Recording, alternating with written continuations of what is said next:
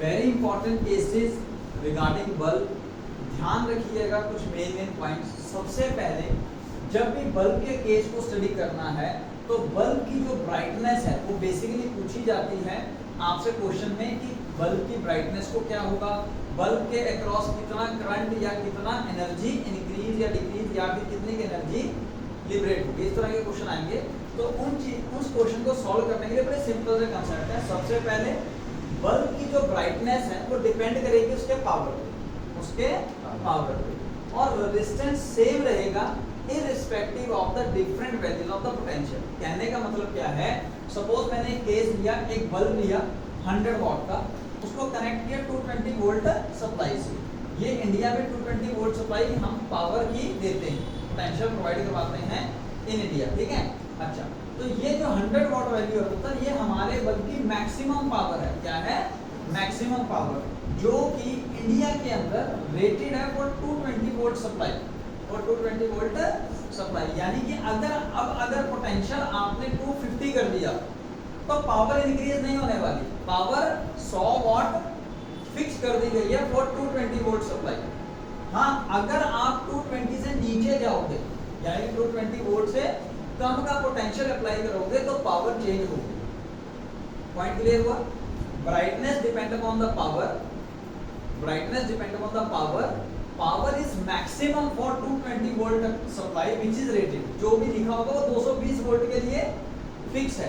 220 volt से ज्यादा जाओगे तो पावर चेंज नहीं होगी, 220 वोल्ट से नीचे अगर आप पोटेंशियल अप्लाई करोगे तो पावर चेंज होगी। तो उस हिसाब से चेंज क्या नहीं होगा, एक रेजिस्टेंस चाहे आप चेंज भी कर लीजिए पोटेंशियल्स को, चाहे कम या ज्यादा, तो रेजिस्टेंस चेंज होगा, क्योंकि आफ्टर ऑल वही इंस्ट्रूमेंट आप यूज कर रहे हो, वही बल्ब यूज कर रहे हो। रेजिस्टेंस आपको पता है ना पोटेंशियल पे डिपेंड करता है ना करंट पे डिपेंड करता है, वो डिपेंड करता है लेंथ पे, एरिया पे, नेचर ऑफ मटेरियल, टेम्परेचर वगैरह वगैरह पे, है ना। तो रेजिस्टेंस कांस्टेंट रहेगा जैसे ही आपने एक बल्ब को बना दिया। क्लियर हो गया?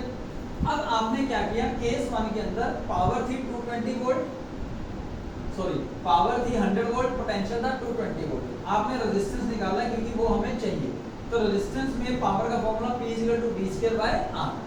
तो रेजिस्टेंस का फॉर्मूला आ गया 220 × 220 डिवाइड बाय 100, 484 ओम्स। ये रेजिस्टेंस आ गया, फिक्स रहेगा, जो चेंज नहीं होगा, रेजिस्टेंस सेम रहेगा। अब आपने सेम बल्ब के साथ सपोज 110 वोल्ट सप्लाई कनेक्ट किया और उसकी पावर भैया बल्ब वही है। अब ये जो रेटेड पावर है, जैसा मैंने आपको बताया, this is fix for 220 volt, ठीक है। मतलब अब आपने पोटेंशियल डिक्रीज कर दिया तो फिक्स क्या है सर, रेजिस्टेंस। तो अब आप क्या निकालोगे, सपोज न्यू पोटेंशियल के लिए न्यू पावर जो वो कंज्यूम करेगा आपका बल्ब, वो निकालिए। सो P' = V'²/R। V' के नंबर 100 × 100, 110 × 110 करके रेजिस्टेंस को 484 लिख दिया आपने। सॉल्व करोगे तो P' की वैल्यू है 25 वॉट, 25 वॉट। तो आप देखिए अब यहाँ पे रेजिस्टेंस सेम रहा, 100 वाट वाला बल्ब 100 वाट वाला बल्ब जो है वो 25 वॉट की तरह बिहेव करेगा जब आप पोटेंशियल 110 अप्लाई करवाओगे। मेरी बात समझ में आई? तो यानी कि अगर हम इन दोनों केस की बात करेंगे तो जब 220 वोल्ट सप्लाई प्रोवाइड कराओगे तो बल्ब का पावर 100 वॉट रहेगा, लेकिन जब आप 110 वोल्ट सप्लाई करोगे तो बल्ब का पावर 25 वॉट रहेगा। तो डेफिनेटली यहाँ पावर कम तो ब्राइटनेस भी कम हो, और इस केस के अंदर ब्राइटनेस ज्यादा हो। ये पॉइंट क्लियर हुआ?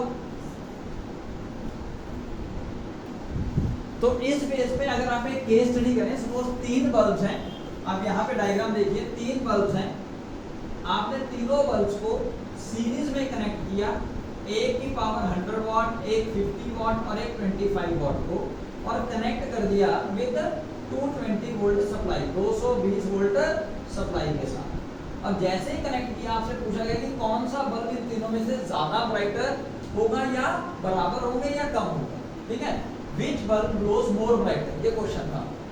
अब मतलब यहाँ पे डायग्राम से आपने सिंपल याद रखना है कि जो मैक्सिमम पावर दे रखी है, जो रेटेड पावर दे रखी है, वो 220 वोल्ट के लिए है। क्लियर हो गया? अब जैसे ही यहाँ से क्या होगा, आप सर्किट को ऑन करोगे तो करंट आई ड्रॉ होना शुरू होगा।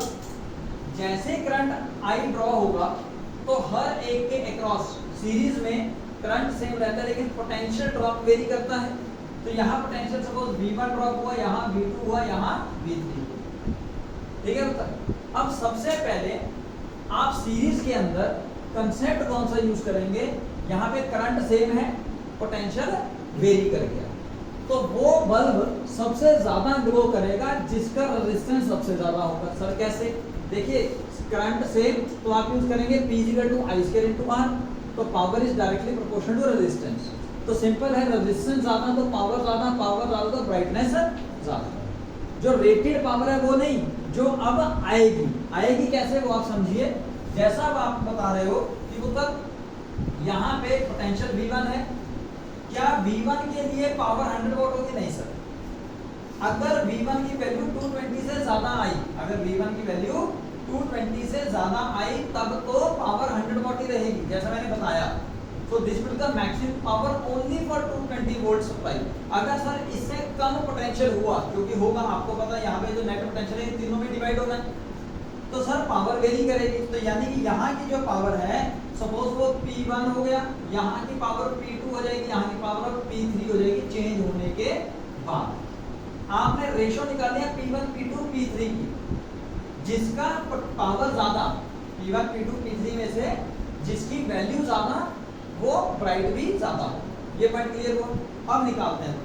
अब देखिए रेजिस्टेंस मैंने आपको पहले बताया इंस्ट्रूमेंट का सेम रहेगा, वो चेंज नहीं होगा। आपने तो सिर्फ पोटेंशियल वेरी किया है, तो resistance of the bulb is same for the potential V1 and 220 volt. जो ओरिजिनल केस था उसके लिए भी रेजिस्टेंस सेम है, और अब जो पोटेंशियल ड्रॉप हो रहा है करंट की वजह से, तो उसके लिए भी रेजिस्टेंस तो सेम रहेगा। तो रेजिस्टेंस का वैल्यू है मतलब P = V²/R, सो R = V²/P, ठीक है। और वही रेजिस्टेंस रहेगा जब पोटेंशियल V1 हो जाएगा और पावर P1 हो जाएगी। तो सर दोनों लिख लिया मैंने। अब बता, मेरे को V1 और P1 की वैल्यू नहीं पता, या तो आप नेट निकालिए, करंट निकालिए, करंट के थ्रू आंसर निकालिएगा, लेकिन उससे ज्यादा बेटर है मैं रेजिस्टेंस डायरेक्टली इस फॉर्मूले से निकाल लेता हूं। V²/P, V कितना है 220 वोल्ट, पावर कितनी है मैक्सिमम वैल्यू 100 वोल्ट, सो 220 का स्क्वायर डिवाइडेड बाय 100। इसको सॉल्व मत कीजिए, 2 मिनट के लिए रख लीजिए, नहीं तो आंसर आपको पता है 484 वोल्ट ओम आना है ना। अच्छा R2, अब इसके लिए रेजिस्टेंस कितना होगा मतलब V²/P, P कितना है इसके लिए 50 वोल्ट, ठीक है। तो रेजिस्टेंस R3 V²/P, P कितना है इसका मैक्सिमम वैल्यू 25 वोल्ट जो दिया हुआ। तो ये R1 R2 R3 की वैल्यू आ जाएगी। अगर आप सॉल्व करोगे तो यहाँ से इजीली आंसर भी आ जाएगा। ये 484 ओम, ये 484 × 2, ये 484 × 4, नीचे से ऊपर चला जाएगा ना, डिनोमिनेटर जो लिखोगे 100 / 250 आ जाएगा, 100 / 425 आ जाएगा, तो वो ऊपर चला जाएगा। बट यहाँ क्लियर पता लग रहा है कि R3 की वैल्यू R2 से ज्यादा है और R2 की वैल्यू R1 से ज्यादा है। क्लियर हो गया? अब रेजिस्टेंस जिसका ज्यादा उसमें पावर भी ज्यादा सीरीज में, तो इस हिसाब से पावर थर्ड बल्ब के अक्रॉस सबसे ज्यादा शो होगी। कौन सा थर्ड बल्ब? 25 वॉट वाला बल्ब। तो जिसकी पावर रेटेड सबसे कम है, जिसकी रेटेड वैल्यू पावर की सबसे कम है, यहाँ पे पावर मैक्सिमम शो करता है बिकॉज सीरीज में कनेक्टेड है। तो power in third bulb is more than that in second, is more than that in first. तो इस हिसाब से जिसमें पावर सबसे ज्यादा उसकी ब्राइटनेस भी सबसे ज्यादा, तो इस हिसाब से 25 वॉट वाला बल्ब एक्चुअली ग्लो करेगा सबसे ज्यादा ब्राइट, फिर 50 वॉट वाला, फिर 100 वॉट वाला। मेरी बात समझ में आ गया हम सब? तो मतलब अब पैरेलल कॉम्बिनेशन लीजिए आपने, इसका मतलब यहाँ पे अब यही 3 बल्ब जो है, सपोज मैं रेजिस्टेंस की फॉर्म में 2 मिनट के लिए ड्रॉ कर रहा हूँ, एक 100 वॉट का, एक 50 वॉट का और एक 25 वॉट का, ऐसे कनेक्ट किए हुए हैं आपने पैरेलल में। जब पैरेलल में कनेक्ट करोगे, पैरेलल में कनेक्ट करोगे तो आपको वैसे तो पता है उत्तर कि जो पोटेंशियल है वो सेम रहेगा। अगर पोटेंशियल सेम रहेगा, यानी कि अगर आपने 220 वोल्ट ही अप्लाई की हुई है तो वो यहाँ वही यहाँ रहेगी, तो सर पावर भी वही रहेगी, फिर चेंज नहीं होगी। और पावर जिसकी ज़्यादा, ब्राइटनेस उसकी भी ज़्यादा। तो इस केस के हिसाब से इस बार 100 वॉट वाला बल्ब ही सबसे ज़्यादा ग्लो करेगा। लेकिन इसका प्रूफ देखते हैं। मतलब प्रूफ देखने के लिए यहाँ पे आइए, पोटेंशियल सेम है तो इस बार पावर कैलकुलेट करेंगे, रेजिस्टेंस की रेशियो निकालेंगे, P = V²/R। तो यहाँ पे V कॉमन है तो power is inversely proportional to resistance, यानी कि पैरेलल वाले केस में अगर रेजिस्टेंस ज्यादा तो पावर कम हो जाएगी, पावर कम तो ब्राइटनेस भी कम। ठीक है, बाकी क्वेश्चन वही है। अब रेजिस्टेंस बल्ब का चेंज नहीं करेगा, चाहे पोटेंशियल V1 है चाहे 220 वोल्ट है, वो कोई बात नहीं, फॉर्मूला लगा R = V²/P। इस बार पर पैरेलल के अंदर पोटेंशियल वेरी नहीं करी, अगर पोटेंशियल वेरी नहीं करी तो सर पावर भी वेरी नहीं करेगी, चाहे तो डायरेक्टली निकाल लीजिए, लेकिन फिर भी वैल्यू देखिए, R1 = V²/P, R2 = V²/P2, R3 = V²/P3, जो भी वैल्यूज है वो हमने दी। अब डेफिनेटली किसकी वैल्यू सबसे ज्यादा आएगी? R3 की। R3 is more than that of R2 than R1। तो अब यहाँ पे पैरेलल में पावर इनवर्सली प्रोपोर्शनल रेजिस्टेंस के, तो इस हिसाब से P1 is more than that of P2 than P3 as written by the diagram also। तो इस हिसाब से सबसे ज्यादा इस बार कौन ग्लो करने वाला है? 100 वाट वाला बल्ब। तो यानी कि 100 वाट वाला बल्ब ग्लो करेगा इस बार सबसे ज्यादा, फिर 50 वाट वाला और फिर 25 वाट वाला जब पैरेलल में कनेक्ट किए गए। अगर सीरीज में था तो 25 वाट वाला बल्ब सबसे ज्यादा ग्लो कर रहा था, फिर 50 वाला और फिर 100 वाट वाला।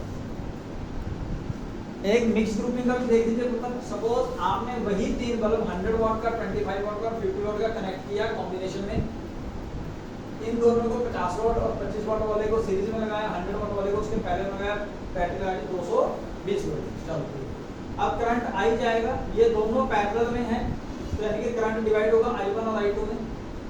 अब पैरेलल में है तो यहाँ पे जो पोटेंशियल है वो 220 वोल्ट ही रहेगा जो यहाँ लगा है, और वही पोटेंशियल सेम रहेगा V1 और V2 को मिला के, यानी कि इस कॉम्बिनेशन के अक्रॉस। पैरेलल में आपको पता ना तो पोटेंशियल सेम रहता है, यहाँ भी V, यहाँ भी V, यहाँ रेजिस्टेंस R1, यहाँ रेजिस्टेंस R2, लेकिन करंट भी I1 और I2 हो जाता है। ठीक है, तो इस पूरे कॉम्बिनेशन के अक्रॉस पोटेंशियल V है, यानी कि 220 वोल्ट। ठीक है, अब अगर आपने मैक्सिमम पोटेंशियल अप्लाई किया हुआ है तो पावर मैक्सिमम रहने वाली है, पावर चेंज नहीं होगी। अभी हमने पैरेलल का केस देखा भी है। ठीक है जी, अब इन दोनों में देखिए कि पावर 50 और 25 वाट चेंज होगी due to varying of potential, तो वो पावर इंक्रीज होगी या डिक्रीज होगी वो देखनी है। यहाँ पे 100 वाट ही रहनी है, ध्यान रखिए, इसकी पावर चेंज नहीं है। अब यही पोटेंशियल तो यहाँ चेंज हुआ है ना पुत्र, यही पोटेंशियल तो यहाँ पे V वाला पोटेंशियल V1 और V2 में डिवाइड हुआ होगा, तो यानी कि अल्टीमेटली पोटेंशियल ड्रॉप हुआ होगा। पोटेंशियल ड्रॉप होगा तो पावर भी ड्रॉप हो जाएगी। आपको बताया था मैंने पहला केस, ठीक है, आपको बताया था कि मैक्सिमम पावर जो रेटेड वैल्यू है, मैक्सिमम रेटेड पावर वो 220 वोल्ट के लिए है। अगर पोटेंशियल डिक्रीज करोगे तो पावर भी डिक्रीज हो जाएगी। अगर 220 वोल्ट से ज्यादा पोटेंशियल लाओगे तो पावर सेम रहेगी, पावर फिर चेंज नहीं होगी।